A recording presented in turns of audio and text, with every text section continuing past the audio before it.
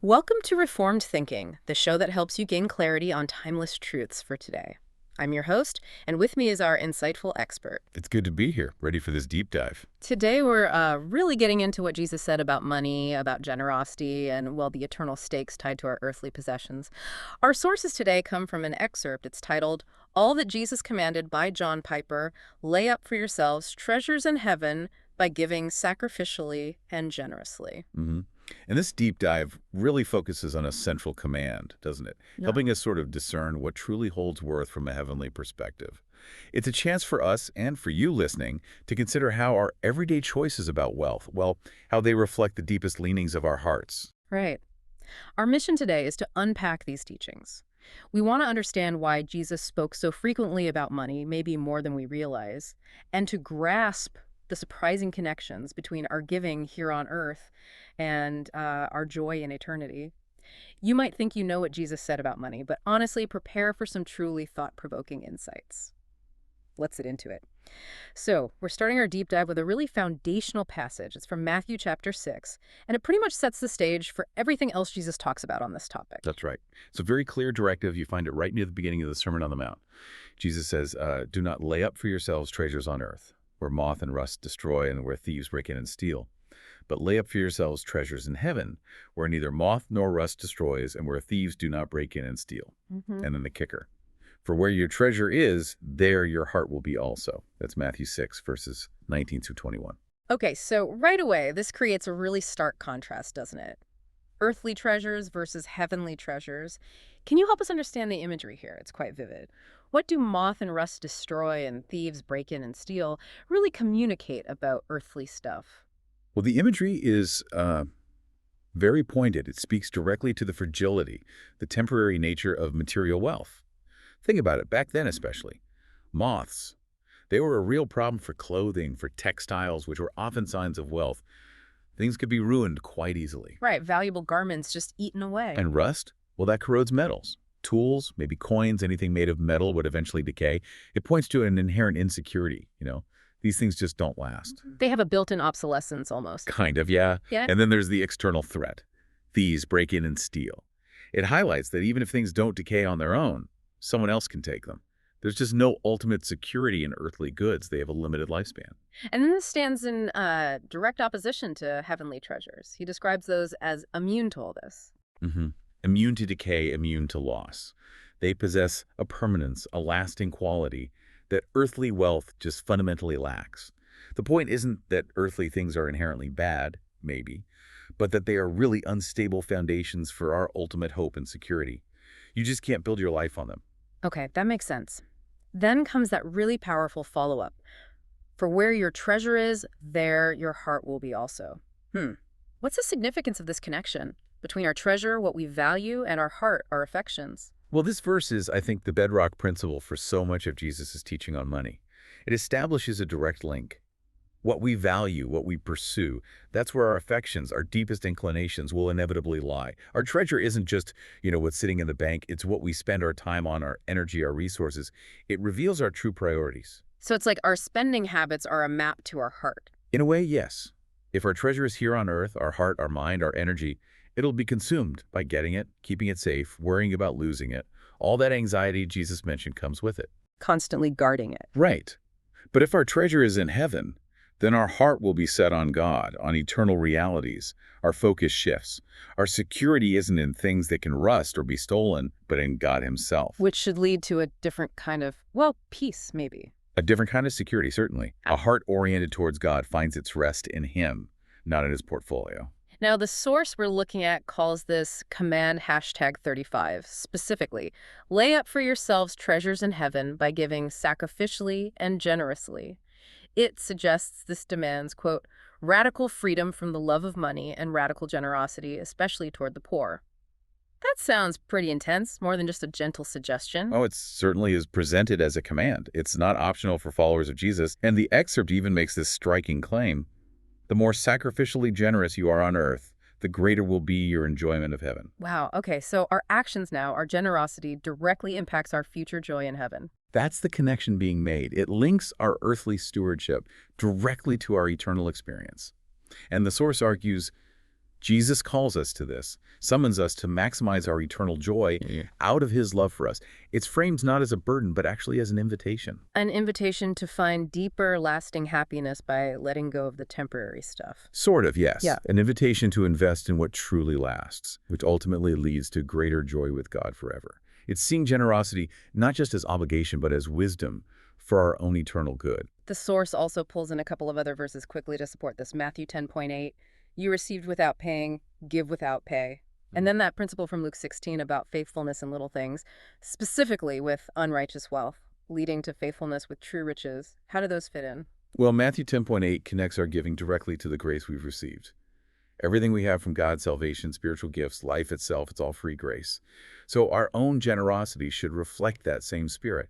Not a transaction, but an overflow of the grace we've experienced. Give freely because you've received freely. It mirrors God's own character then. And then Luke 16:10-12, that's Yeah. about stewardship.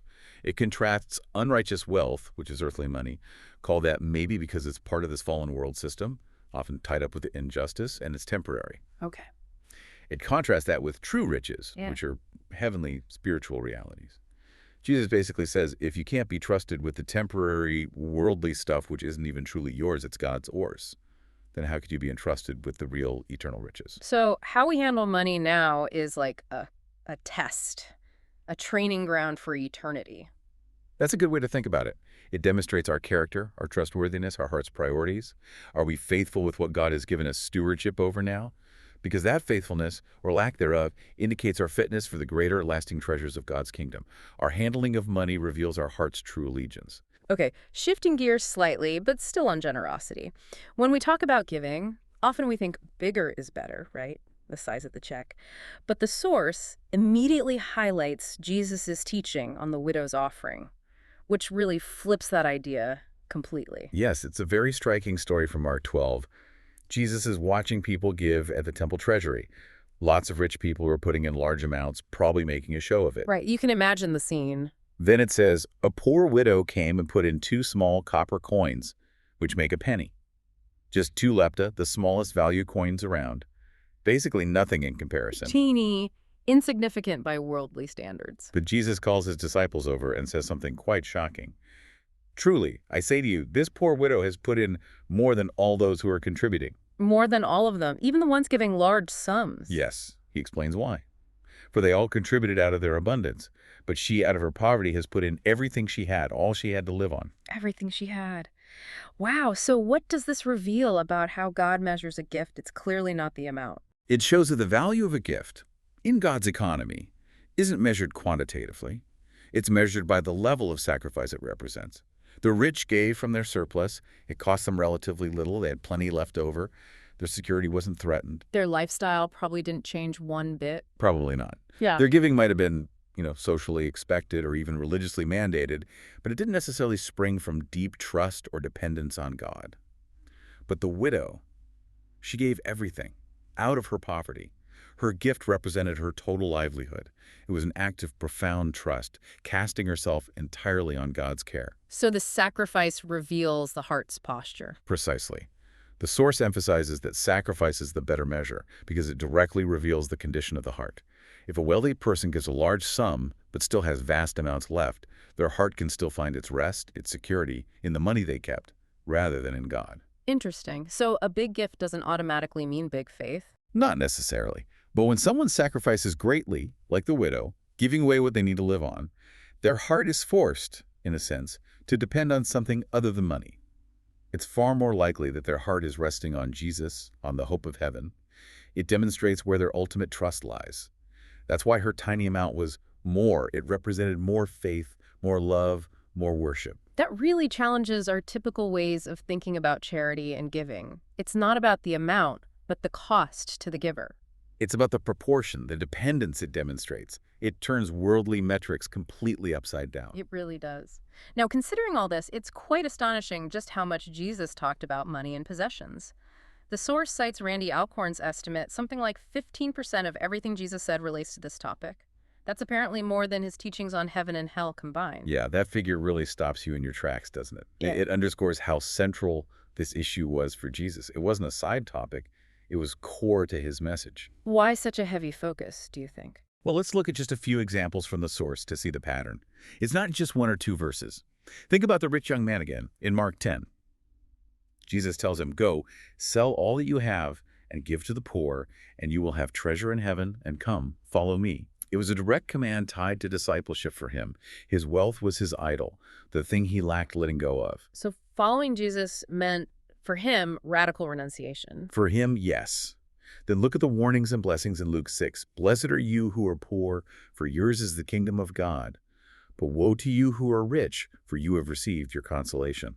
That highlights the spiritual dangers that often come with wealth, and maybe the spiritual advantages poverty can sometimes bring in terms of dependence on God. A complete reversal of how the world usually sees it. Completely. And then there's Luke 14.33, even broader. "Any one of you who does not renounce all that he has cannot be my disciple." That's a huge statement. It's about the necessity of prioritizing Christ above everything, possessions included. A willingness to let go of anything that competes for first place in our hearts. Not necessarily selling everything for everyone, but a total surrender of allegiance. That seems to be the heart of it. A readiness to forsake all for him. And what about that famous image of the camel? Ah, yes. Luke 18.25. "It is easier for a camel to go through the eye of a needle than for a rich person to enter the kingdom of God." That's hyperbole, obviously, meant to shock. It conveys the extreme difficulty wealth often poses for salvation. Not impossibility with God, all things are possible, Jesus says right after. But wealth creates such a strong pull towards self-reliance, making it hard to humbly depend on God. It provides a false sense of security, maybe. A very powerful one. Then contrast that with Luke 12.15. "One's life does not consist in the abundance of his possessions," a direct contradiction to the world's message. Our worth, our meaning, isn't found in accumulation. Or think about the positive command in Matthew 6.33. "Seek first the kingdom of God and his righteousness, and all these things, food, clothing, will be added to you." Right, that sets the priority straight. God's reign first, then trust him for material needs. Don't reverse the order. And even practical advice like Luke 12.33. "Sell your possessions and give to the needy. Provide yourselves with money bags that do not grow old."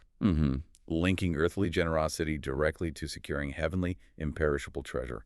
A heavenly bank account, you might say. We also saw Zacchaeus. His immediate response to Jesus was radical generosity. Yes, Luke 19. "Behold, Lord, the half of my goods I give to the poor." And Jesus confirms, today salvation has come to this house. His changed heart overflowed into changed finances. It was evidence of salvation, not the cause. A visible sign of an inward change. Definitely. And the parables, too. The treasure hidden in the field in Matthew 13. The man finds it, and in his joy, what does he do? He sells all that he has and buys that field. It shows the overwhelming worth of the kingdom, worth giving up everything else for, joyfully. Compare that to the rich fool in Luke 12. Right. The man building bigger barns, focused only on earthly security. God calls him a fool. "This night your soul's required of you, and the things you have prepared, whose will they be?" It highlights the absolute futility of hoarding earthly wealth while ignoring God and eternity. He was rich toward himself, but poor toward God. And finally, Jesus' own example, Luke 9. "Foxes have holes and birds of the air have nests, but the Son of Man has nowhere to lay his head." Followed immediately by the command, "Follow me." Yeah, demonstrating his own detachment from material comfort and security and calling his followers into that same posture of dependence on the Father. Okay, yeah. Listing them like that, it's undeniable. This wasn't just a side topic for Jesus. It was constant, consistent, woven through everything. So we've established how much Jesus talked about money. But why? Why was this such a crucial topic for him, occupying so much of his teaching? We keep coming back to that principle, don't we? Matthew 6.21. "For where your treasure is, there your heart will be also." Seems like the key. I think it is. The source puts it plainly. The reason money is so crucial is that what we do with it signals where our heart is. Our actions with money are like a diagnostic tool for our spiritual condition. And the source connects that directly to worship. Where our heart is means where our worship is. Explain that connection. Well, think about what worship involves. It's about what we value most highly, what we cherish, what we pour our energy and affection into, what we ultimately trust for our well-being and happiness. So whatever captures our heart in that ultimate way is effectively what we're worshiping. That's the idea. We might not build an altar to it, but if something holds that place of ultimate value and trust in our lives, it functions as our God. And this leads straight into Jesus' stark warning in Matthew 6.24. No one can serve two masters. Right. For either he will hate the one and love the other, or he will be devoted to the one and despise the other. You cannot serve God and money. Cannot. Not should not, but cannot. It's presented as an impossibility. An impossibility. The human heart, according to Jesus, seeks a single ultimate loyalty. You can't have divided ultimate allegiances. One will always win out. Now, that phrase serving money can trip people up. We don't usually think of ourselves as, doing chores for money. What does serving money actually mean here? Yeah, that's a common point of confusion. The source clarifies this really well. Mm-hmm. Serving money doesn't mean like being money's butler providing a service for it. Right, that sounds silly. It means the exact opposite. It means looking to money to provide a service for you. It means relying on money, depending on money to meet your needs, give you security, provide happiness, solve your problems. Okay. So it's about who you look to as your provider, your helper, your source of security. That's it. Serving money means you plan, you dream, you strategize, you maneuver your life primarily to maximize wealth and what wealth can buy for you. Money becomes the benefactor, the giver, the one you trust to take care of you. You're looking to money to meet your needs. Exactly. Now contrast that with serving God. The verb serve has to mean the same thing in both parts of the sentence, right? Logically, yes. So serving God also doesn't mean meeting God's needs. God is self-sufficient. He doesn't need anything from us. Serving God means looking to God to be our helper, our benefactor, our treasure. We plan, dream, strategize, and maneuver to maximize our enjoyment of God and what He alone promises to be for us. We look to God to meet our needs, provide our security, be our ultimate satisfaction. So the service is about reliance and dependence and where we seek our ultimate good. Yes. Who is the ultimate provider and protector in your life? Who or what do you fundamentally trust? Jesus says it cannot be both God and money. You have to choose. That distinction is absolutely vital. It reframes the whole issue away from just amounts and towards fundamental allegiance. It does. And the source points out that really, across all cultures and all times, money and what it represents, possessions, power, pleasure, security, stands as the primary rival to God for the treasure spot in the human heart. It's the great alternative object of worship. This is why it bumps up against the very first commandment, you shall have no other gods before me, and the last one, you shall not covet. Coveting isn't just wanting stuff then. It's wanting stuff in place of God as your ultimate source of satisfaction. That's a huge part of it. Money, and all it can buy, offers this illusion of control, of security, of happiness apart from God. It pretends to deliver what only God truly can. That's why Jesus was so concerned. Our actions with money aren't just financial transactions. They are acts of worship, revealing whether God or mammon sits on the throne of our heart. Okay, let's try and bring this full circle now. We started with that quote from the source. The more sacrificially generous you are on earth, the greater will be your enjoyment of heaven. How does that statement connect back to this idea of serving God versus money and where our heart lies? It feels like it carries a lot of weight. It definitely does. And the source unpacks it as having two significant claims built into it. First, there's the implication, or perhaps the direct claim, that a selfish spirit, a heart fundamentally oriented towards accumulating earthly treasure for oneself, might actually prevent someone from entering heaven at all. Wow, okay, that's serious. How so? Well, if our heart is truly where our treasure is, and our treasure is entirely earthly, self-focused, hoarded, then our heart isn't with God. If we are fundamentally serving money, looking to it as our ultimate source, then we aren't serving God. It goes back to you cannot serve both. If money is master, God isn't. And if God isn't your Lord and treasure, can you really be part of His kingdom? It raises a profound question about the nature of saving faith and its necessary connection to a changed heart orientation. So extreme selfishness isn't just a character flaw. It could be evidence of a heart that hasn't actually surrendered to God as its ultimate treasure, a sign of not truly being saved. That seems to be the potential implication drawn out in the source material, aligning with Jesus' warnings. It's about the fundamental direction of the heart's trust and worship. Then the second claim in that statement is about degrees of reward, or maybe, better put, degrees of joy or capacity for joy in heaven. Okay, explain that part. It suggests that our level of sacrificial generosity now, on earth, somehow influences the measure or depth of our joy in eternity. It implies that while everyone in heaven will experience perfect joy in God's presence, there might be variations in our capacity to experience that joy, related to how faithfully we lived for Him and invested in eternal things while on earth. So it's not about earning salvation, but maybe about capacity, how much we can contain of that eternal joy. That's one way theologians have discussed it. It suggests our choices now, especially regarding generosity as an expression of where our treasure lies, have lasting consequences for the quality of our eternal experience. Now, these claims, especially degrees of joy, can definitely spark debate among Christians. But the source suggests they are consistent with laying up treasures in heaven and the value of sacrifice we've already discussed. Right. The argument is that if we are commanded to lay up treasures in heaven, and sacrificial giving is the means by which we do that, then it seems logical that the amount of treasure laid up, measured by sacrifice, not quantity, would relate to the eventual reward or enjoyment. It implies this dynamic link between our present faithfulness in stewarding God's resources for his kingdom and our future, fuller experience of his goodness. It's not earning entry, but perhaps shaping our readiness to receive all that God has for us. It suggests our earthly life isn't just a waiting room, but a preparation ground that shapes our eternal experience with God. Yes, a preparation, a stewardship whose results echo into eternity. It gives immense significance to our daily choices regarding money and possessions, seeing them through an eternal lens. What a challenging deep dive into a topic Jesus clearly cared a lot about. Mhm. It forces you to see that how we handle money isn't just a practical matter. It's not a minor detail in the Christian life, but a really clear indicator of where our true allegiance, our true worship lies. Mhm. The insights from Piper's work here really push us to reevaluate what we consider treasure, to think about the eternal outcomes of our everyday stewardship. It challenges us to look beyond the immediate, the visible, the tangible, and to adopt a heavenly perspective on what brings true, lasting joy and security. So here's something for you, the listener, to really chew on. If your heart inevitably follows your treasure, what does the way you use your resources, your time, your energy, your money today reveal about the actual direction of your heart? Where is it pointing? Toward earth or toward heaven? And maybe take it a step further. What might one practical shift toward more sacrificial generosity look like for you this week? And how might that small act of faith connect to your future enjoyment of all that God promises to be for you in eternity?